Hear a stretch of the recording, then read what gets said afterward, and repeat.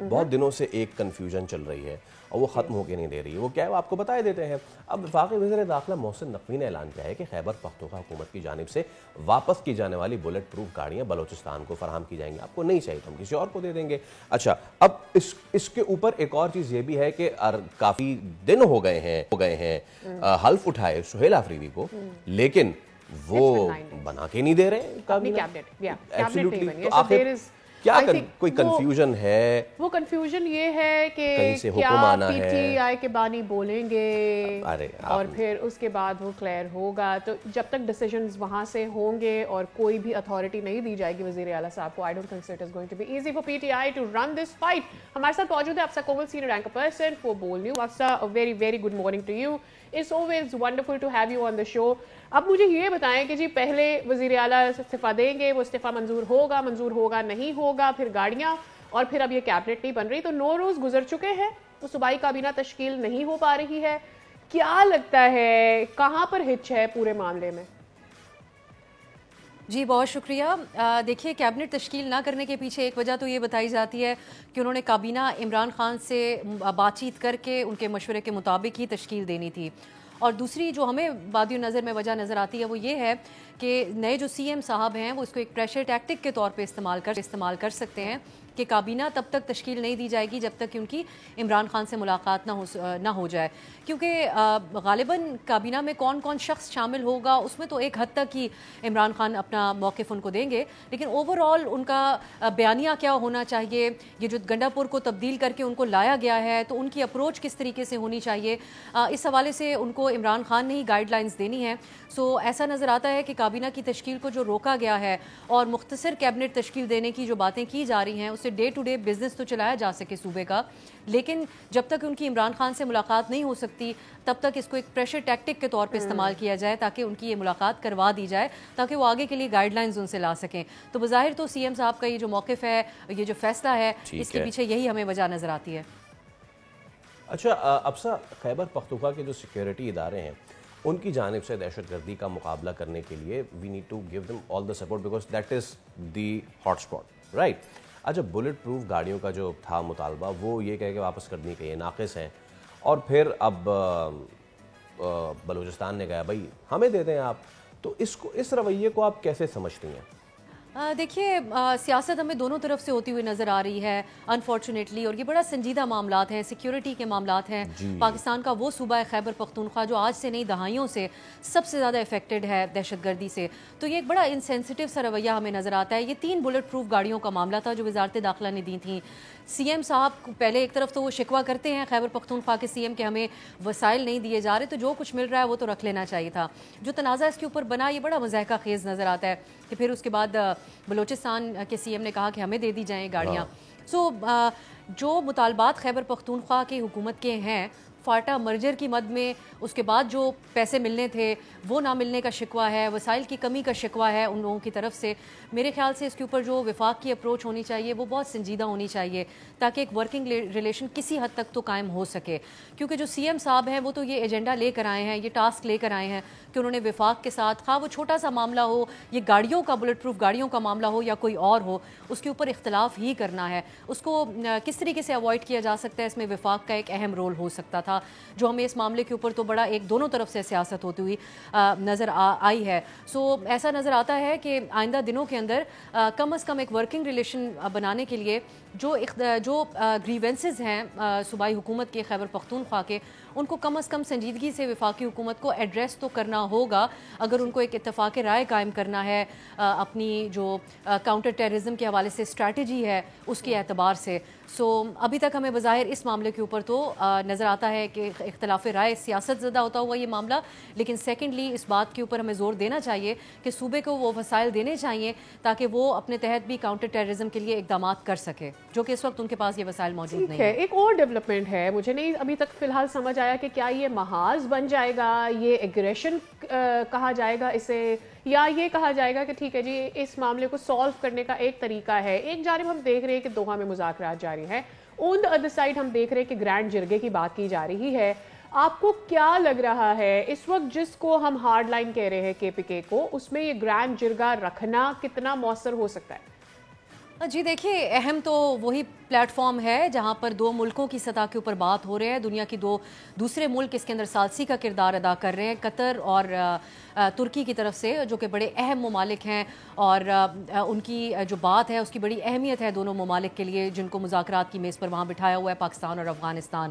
سو یقینی طور پر وہ پلیٹ فارم اہم ہے، وہاں سے جو بات سامنے آئے گی. انفارچونیٹلی ابھی تک جو بیانات ہیں اس سے ایسا لگتا نہیں ہے. پاکستان کے وزیر دفاع جو گفتگو کر رہے ہیں اس میں ہمیں اتنا امید کا ایلیمنٹ ان کا نظر نہیں آتا ہے، کیونکہ یہ بند کمرے میں ہوئے اجلاس ہیں. اس میں جو جوابات طالبان کی طرف سے دیے گئے ہوں گے اس سے وہی واقف ہیں.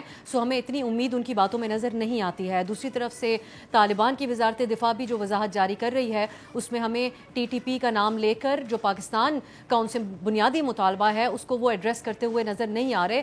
وہی جنرلائز قسم کے کامنٹس ہیں جو اس سے پہلے بھی وہ دے رہے تھے کہ ہم اپنی سرزمین استعمال نہیں ہونے دے رہے ہیں. سو آئی تھنک وہی پلیٹ فارم سب سے اہم ہے. دوسری طرف سی ایم خیبر پختونخوا کی جو اپروچ ہے، اسی کے لیے ان کو ٹاسک دیا گیا تھا. ان کا تعلق بھی قبائل سے ہے. وہ وہاں پر لوگوں کو موبلائز کریں گے، لوکل عمائدین کو کے ساتھ اس کے اوپر بات چیت کریں گے. لیکن اس میں کیا اس جرگے میں بات چیت ہوگی؟ یہ تو ماہرین پہلے سے بات کر رہے ہیں. ہم نے ایک راؤنڈ دیکھا بھی وادی تیرہ میں، جب لوکل عمائدین نے ٹی ٹی پی کے ساتھ بات چیت کی تھی کہ دہشت گردی ختم کر دی جائے، تو ان کا جو مطالبہ تھا وہ کیسے قابل قبول ہو سکتا ہے صوبائی حکومت کے لیے یا دیگر لوگوں کے لیے، یا پھر اس جرگے کے تحت وہ مطالبات اگر وفاق کے سامنے بھی رکھے جاتے ہیں، کیونکہ وہ جو پاکستان کا آئین ہے اس کو دہشت گرد نہیں مانتے ہیں. وہ ٹرائبل ایریاز کے اندر آزادانہ طور پر گھومنے کی اجازت چاہتے ہیں، شریعت کے نظام کا نفاذ چاہتے ہیں. تو کیا وہ قابل قبول ہوگا؟ کیا وہ بات اس جرگے کے تحت وفاق کے سامنے رکھی جا سکے گی؟ تو مجھے بالکل ایک use less exercise. Short on time میں آپ سے ایک اور بھی ایشو پہ بات کرنا چاہوں گا، اور وہ یہ کہ پی ٹی آئی کی محمود خان اچکزئی کو قائد وزیر اختلاف کے لیے نامزد کیا گیا ہے. اب پارٹی میں اس میں شدید اختلافات، وجوہات کیا دیکھتی ہیں اس کی یہ بتائیے، اور ساتھ ہی کیا اس کا مطلب یہ ہے کہ پارٹی میں مزید تقسیم یا دھڑے بندیاں ہیں؟ پارٹی کے اندر بہت سارے دھڑے تو پہلے سے موجود ہیں. پی ٹی آئی کے اندر ایک اور بھی پچھلے دنوں خبر سامنے آئی تھی کہ صوبائی کیبنٹ کے اندر غیر منتخب لوگوں کو شامل نہ کیا جائے. صرف خیبر پختونخوا کے اندر بھی پی ٹی آئی کے بہت سارے دھڑے ہیں، اور لوگ اپنے آپ کو اس دھڑوں کے ساتھ آئیڈینٹیفائی کرتے ہیں، بجائے اس کے کہ یہ بات کی جائے کہ یہ پاکستان تحریک انصاف کے رکن ہیں. سو سی ایم صاحب کے لیے، جیسے آپ نے آغاز میں بھی پوچھا کہ کیبنٹ تشکیل کے اندر ان کے لیے یہ بھی ایک مسئلہ تھا کہ اگر عمران خان کی طرف سے یہ ظاہر کیا جائے کہ یہ تمام کابینہ کے نام اپروو کیے گئے ہیں تو سی ایم صاحب کو ٹارگٹ نہیں کیا جائے گا ان دھڑوں کی طرف سے. اسی طرح اچکزئی صاحب کا نام اپوزیشن لیڈر کے لیے دینا، یہ بھی ہمیں اس کی بھی ایک یہی وجہ نظر آتی ہے کہ پارٹی کے اندر کوئی ایسا شخص نہیں ہے جس کے اوپر اتفاق رائے ہو. اچکزئی صاحب کے اوپر بھی، ان کے نام کے اوپر بھی اتفاق رائے نہیں ہے.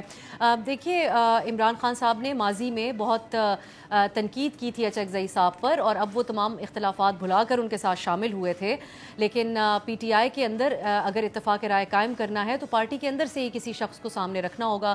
لیکن یقیناً پی ٹی آئی کے لیے یہ ایک چیلنج ضرور ہے. آپ دیکھیے، پچھلے کچھ عرصے میں ہم نے دیکھا سلمان اکرم راجہ صاحب پارٹی کی سینئر ترین پوزیشن رکھتے ہیں. وہ تو ایک ایسے شخص ہیں جو ماضی میں پی ٹی آئی کے ساتھ نہیں تھے، ایک وکیل کے طور پر کام کرتے تھے، ایک ہیومن رائٹس ایکٹیوسٹ کے طور پر تھے، ایک بڑی رسپیکٹ رکھتے تھے پاکستان کی سوسائٹی کے اندر، لیکن وہ بھی کافی سیاست زدہ ہو گئے. سو کیونکہ پارٹی کے جو لیڈر ہیں وہ جیل میں ہیں، نیچے جتنی بھی پارٹی کی قیادت ہے اس کے اوپر اتفاق کرنا ایک مشکل عمل ہے، جس کے تحت عمران خان نے اچکزئی صاحب کو نامنیٹ کیا تھا. لیکن اب بظاہر ایسا نظر آتا ہے کہ ان کے اوپر بھی پارٹی میں اتفاق نہیں پایا جاتا ہے. لیکن تمام باتوں میں یہی بات جو ہے وہ حاوی ہو جاتی ہے کہ پی ٹی آئی میں فیصلہ وہی ہوتا ہے جو عمران خان صاحب کرتے ہیں. سو ہمیں کوئی بہت بڑی ریزسٹنس تو اچکزئی صاحب کے نام کے اوپر نظر نہیں آئے گی، لیکن یقیناً کچھ نہ کچھ بیانات ہم آتے ہوئے دیکھیں گے پارٹی رہنماؤں کی طرف سے ان کے خلاف. ٹھیک ہے، آپ کی بات بالکل ٹھیک لگتی ہے. کچھ دن پہلے آپ نے اچکزئی صاحب سے انٹرویو بھی کیا تھا. ایٹ دیٹ ٹائم آپ کو کہیں لگا یہ، بیکاز مجھے ایسا لگا نہیں کہ وہ آنا چاہ رہے تھے opposition, being an opposition leader. آپ کو لگتا ہے پی ٹی آئی وہ رول جو ایک اپوزیشن لیڈر سے پلے کروانا چاہ رہی ہے وہ کروا پائے گی؟ اچکزئی صاحب ایک ماضی رکھتے ہیں، وہ ایک سینئر سیاستدان ہیں اور ان کا ایک اپنا نظریہ ہے جس کا پہلے تو اگر دیکھا جائے کچھ سال پہلے جا کر تو پی ٹی آئی اور اچکزئی صاحب کے نظریے کا دور دور آپس میں کوئی تعلق نہیں تھا.